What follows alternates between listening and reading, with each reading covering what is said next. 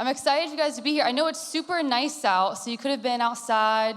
I was outside playing pickleball today with a bunch of people in this room. Woo! And it was just beautiful outside, but I'm super excited you're here. If for those who may not recognize me or know me, my name is Sarah. I lead the 7th grade girls. Woo! And I've been up here a couple times hosting, but I get the honor to talk a little bit about discipleship. We're in a fun series called Diss Track, which Mac kicked off last week. Give it up for Mac. He did an amazing job talking about our skills and our talents that God has given us, just how we can use those for Him and for other people. And so I'm going to continue on that, and I'm talk about discipleship a little bit more. So to recap, I'm just going to put up the slide about discipleship to show the definition. So we talked about how being a disciple is someone who is following Jesus, being committed, being changed by Jesus, and is committed to the mission of Jesus. And I want to give a little bit background about myself. I'm not going to go through my whole testimony, but I just want to give you an idea of like where I came from and just how my view of discipleship has changed over the years. I don't believe it's always aligned with that definition. And so I grew up going to church with my mom.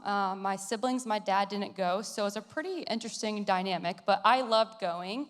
I was part of a group called Awana. I don't know if anyone knows what that is, but yeah, I was a spark, and then I got up to TNT, and so I loved going, and my mom would take me, and I would memorize all my verses, and I was just like on fire. I had that childlike faith when I was that young.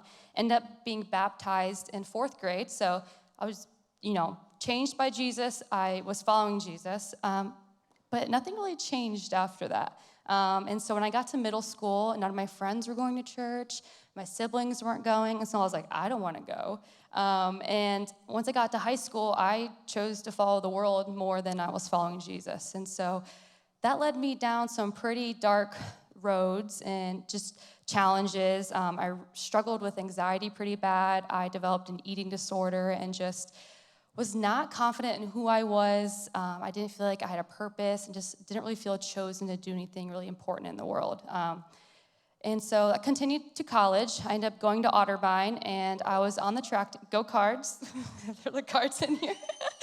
And I was still struggling into freshman. Shay, she's a Cardinal. And so that was so cute. Anyways, I was at Otterbein freshman year, still pretty rough, and it wasn't until a teammate had actually invited me to a Bible study one random Monday night called Athletes in Action, and I was a little hesitant, but I decided to go, and I'm not going to say my life was changed overnight because it wasn't, but it was the seed that was planted in my mind, and she ended up pointing me back to Jesus, and she actually ended up discipling me. We started off just like building that friendship and just getting to know one another. She encouraged me and helped me through a really, really dark time. I was probably the darkest part, in the midst of that eating disorder and anxiety, and she helped me through that by just being a good friend and then pointing me to Jesus. And so again, I was changed by Jesus, and I rededicated my life to Him and was baptized again in 2016. And so I was following Him, and I wanted to follow Him wholeheartedly, but I was still missing that one part of discipleship, which was being committed to the mission of Jesus.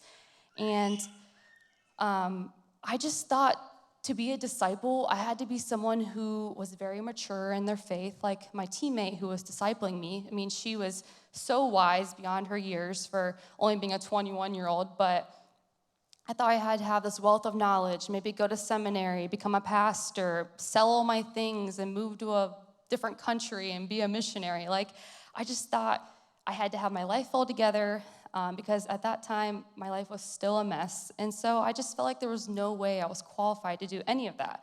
I did not feel good enough to be chosen to do that. I didn't believe I was qualified to be on Jesus' team and to contribute to that mission. And I think there could be a lot of us in the room who maybe could relate to that when we're missing that third part. We don't believe that we are qualified to be a disciple on Jesus' team. And we think that to be a disciple, it's only for people who work at a church, or again, like someone who's very far along in their faith journey, or someone who has this large following and is super popular, or maybe we don't think we're qualified to be a disciple because we're newer to our faith. Maybe we just accepted Jesus into our life. We think we're too young, or maybe we think we're too old. Scott. I'm just kidding. I had to have one roast. But anyways, other reasons. There's all these reasons we could have. Like, we don't know our Bible from front to back. I still don't know that. And we struggled with sin in the past, or maybe we're still struggling, and there's just a lot of shame we're carrying with that. Like, we feel like we can't speak truth in other people if we're not believing in ourselves or even following it ourselves. Maybe we don't believe we're qualified to be a disciple because we're not a good speaker. I never thought I'd be up on here. If I stutter a couple of times, that's something I'm still self-conscious of. Or maybe we don't believe we're qualified because no one told us we're a disciple. And I just want to let you know that you're not alone. Whatever reason you have that maybe makes you feel like you're not good enough to do that, there's truth, and we can see that the Bible and Jesus remind us that we are qualified to be a disciple on his team. Wherever you are, he speaks directly to you and says, you were chosen to be on his team. Anything you think that disqualifies you, it doesn't. There isn't this list of qualifications you have to, get to be on his team. You're not only qualified, but you're chosen to be on his team. And so there's a verse that, I really love, and we're going to go ahead and put that on the screen that talks about this. And so it's John 15:16, and it says, you did not choose me, but I chose you and appointed you so that you might go and bear fruit that will last, and so that whatever you ask in my name, the Father will give you. And here, Jesus is talking with his disciples. These are people who are following him, in his closest circle. No one in this group was chosen because of what they had to offer him. They weren't chosen because of what they could even do for him. But they were chosen because of what he intended to do for them, in them, and through them. That's it. And so I just want you guys to picture yourself in that moment. Maybe you're sitting in a circle with Jesus, and you're one of those disciples, and he just looks at you and says those powerful words. You didn't choose me. I chose you. And he chose them back then, and this is true of us today. He chose you. Out of all the millions of people in the world, he looked around and saw you, every single part of you, and said, I want you on my team. And it's not about if we're smart enough, if we're good enough, capable enough, outgoing, whatever it is, you can fill in that blank enough. Myself, and I think we all get caught up in these doubts and these lies that are filling in our minds, and it's holding us back. It's keeping us from being able to be on this team with him and contribute to this mission. That's a really important one. And so that verse is just truth that we should cling to, go back to, and remember that he called us to be on this team. And we can be confident and should be confident in who God can help us become while we're on it. He's not just going to place us on this team big, okay, figure it out. No, he's on it with us. And Jesus is our teammate, and he's our coach, and he placed us on this team and immediately followed it up by giving us a purpose and a calling on that team. If we kind of go back to what Mac was talking about last week, we all have skills and talents that are going to be different on that team, but we all have the same goal and purpose on the team. And those disciples lived with a lot of confidence that they had been chosen by Jesus, and they said yes to the mission, and they went on to make a lasting difference in the world, and we can do the same thing. He used them, and he will use you to bear much fruit. We see in that verse right there, where we are now. And so, how can we overcome that doubt and be a good teammate to Jesus? And I think once we're on that team, there's some application points that we can really focus on that help us, do that. We're on the team, and we're going to get opportunities to grow and become better teammates for and with him. Remember, he's with us, he's on the team with us, going about it. And so when we're actively following Jesus and we're bearing fruit from him, it's naturally going to let us get so close to him that we have this better understanding of him, we know him better, and we understand his mission. And so it's going to help us overcome that doubt just from being so close to him. But another thing we can do is remind yourself whose team you're on. Like, you're on no one else's team. You're on Jesus' team, and this is such an important team to be on. It's a team with a coach and a leader that has handpicked you and called you, and he wants you here. And we need to see that perfection is not needed to be used by God at all. Like, Jesus says that anyone can follow him, and he meant it. If you just think about his disciples, I mean, they were tax collectors, fishermen, thieves, like all these imperfect people. They didn't have it all together. They didn't always understand what he was saying, and they didn't always follow him perfectly. But they believed in him, and they made the commitment, and they were on the mission with him. So no matter where you've been, where you grew up, what your background's like, or what's going on in your life right now, you can follow Jesus, and you can be a part of his mission, and you can help lead others to join that team. This is the best team you could ever be on. Like, I know we think about sports teams or academic teams or whatever team you're part of. No, this is the best one to be on. Like, it's a team that never loses. It has members on it who are just like you, a sinner, saved by grace. And it's a team where no one is better than the other person. Like, we are all on the same even playing field, and we all have those amazing gifts and talents and the opportunity to use them. And it also has the very creator of the earth, the universe, as the leader and coach all in one, coaching us, guiding us, directing us, throughout the whole entire time. And so once you remember whose team you're on and that you're being coached by the greatest example there ever could be, you're going to be equipped to take action. You're going to have confidence to become a better teammate who bears fruit. And one way you can bear fruit is by bringing people to Jesus. You can help him grow the team. And so look, we're on the team, and it can't stop there. We have to be an active member on it. And if we go back to the verse again, it says, so that you might go bear fruit. And that's bringing people to Jesus and letting him do what only he can do, and that's transform lives. I think we get hesitant to bring people into the presence of God because we think that we have to save them or are responsible for them, being changed, but that's not our job. Like, all you have to do is just bring them into the presence. Like, that's how I was changed. A teammate, a simple invite to a Monday night Bible study. I was just walking past the campus at her. She's like, hey, you want to come with me? And I was like, sure. And my life was changed over time, but not that night, but it was. And so whether you're in 6th grade or 12th grade, you can do the same thing here. Invite them to a youth night. Like, those XPs, those are the best nights to invite someone. It's no pressure. They get to hang out, eat food, hang out with your friends, and then they may feel more comfortable to join a regular youth night like tonight. And so that's something you can do.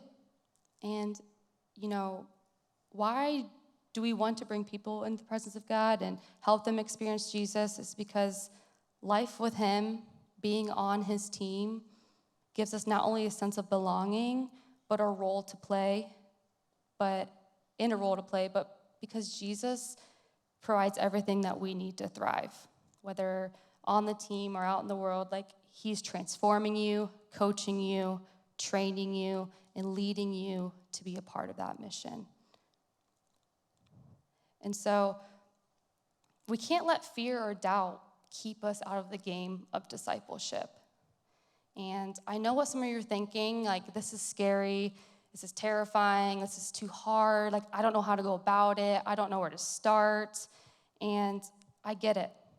As an adult, I still have those doubts creep in every single day. I had doubts creep in, and I was asked to come up here on stage. Again, I was like, me? You want me to do this? Like, I've never done this before. And another example is, so I had the opportunity to go to Cambodia.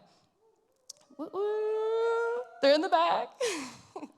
But I was asked to go on that trip, and I remember looking at my phone, and I'm like, Bryce has the wrong number. I'm not called to go on that trip. And I just didn't think that I could be used because I was still working through things like with my eating disorder or like with my faith. Like all these things kept flooding my mind like, no, you're not good enough, you're not good enough, you're not called to do that. And so I started talking myself out of the trip, like, you're not gonna go. But thankfully I had people in my corner who were encouraging me, but I also like went back to the truth, like, no, like I can be used by God despite what went on in my life. And I had to still fight those thoughts even on the trip. And I remember one morning specifically, like I just could not shake these doubts. And we were getting in a van ride to go to one of the cities. It might have been Bong. I don't remember which city, but I just remember praying to God, just like, I need some reassurance that I'm supposed to be here. I need to know that I belong here and I'm good enough to be here. And it was during one of the hours of the rides, we all just started talking and getting to know each other a little bit more. We got pretty deep on that trip, and there were some tears even shed, but I began to just learn more about each team member. The team members that before this, I was comparing myself to them. I'm like, they're more far along in their faith. They can sing, they can preach, they can do all these things. And I'm like, what do I have to offer? And when we were talking about all of our past, I started learning about we all had different upbringings. We all had pasts that were messy and that were broken. And we still had current struggles, whether they were the same or they were different. None of us all had it all together. But we all had one thing, and that was Jesus. And it was so beautiful just to see how Jesus transformed their lives and how they committed to follow Jesus so wholeheartedly and selflessly. And they said yes to this mission. And it was cool on the trip just to see how we all had different parts to play, all these different skills and all these different talents that were used. Like we were used in so many different ways.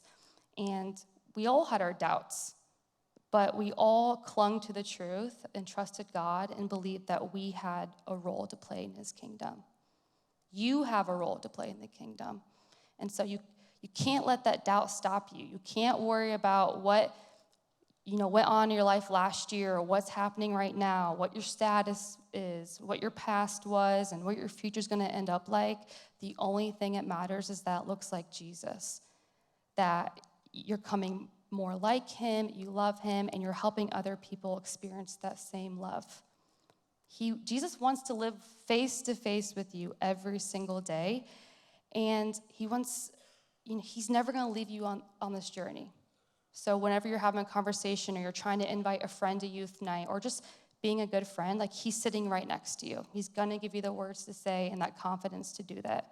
So just keep looking at him, listen for his voice, and understand his heart, and you're going to understand that purpose that he's going to use you. And so today you may feel inadequate, you may feel not good enough, you feel like you're trying too hard or you're not trying hard enough to be a disciple. But I want to let you know today you're fully seen, you're fully loved, and you're not alone. And just like God used those disciples back then, he's using imperfect people, all of you today. Your brokenness, your imperfections, and failures have not disqualified you from being on his team, and he's going to use you. He's with you, he's going to walk with you, he's going to coach you, train you, and give you whatever you need to be a part of his team. And so just keep listening to him. You belong on the team, and you're an important member on it. And so we're going to talk more in small groups about what that can look like and how you can be a good teammate and how you can overcome those doubts. And so ask your small group leaders questions if you do have questions about, certain situations of how you want to invite someone or start a conversation. They're there for you. We're all here for you. And so I'm going to pray for us, and then Abby will come up and dismiss us. So